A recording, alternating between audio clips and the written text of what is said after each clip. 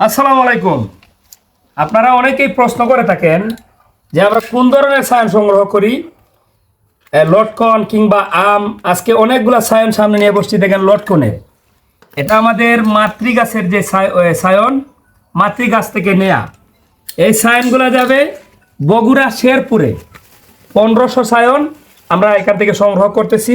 এই যে দেখেন, এই ধরনের সায়ন যদি আপনারা সংগ্রহ করেন তাহলে আপনার গ্রাফটিংটা সফল হবে। এটা আমরা পুরোপুরি ক্লিয়ার করে নাই।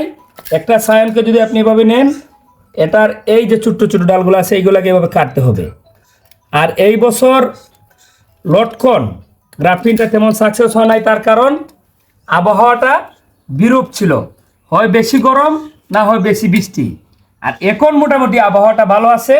আরও 1 মাস লটকন গ্রাফটিং করা যাবে। যারা গ্রাফটিং করতে চান উন্নত জাতের মাতৃগাছ থেকে এরকম সায়ন সংগ্রহ করে যদি গ্রাফটিং করেন, আমাদের ভিডিও দেখে যদি গ্রাফটিং শিখেন এবং ভিডিওটা আপনার টাইমলাইনে শেয়ার করে দেখে দেখে যদি গ্রাফটিং করেন তাহলে আপনিও সাকসেস হবেন।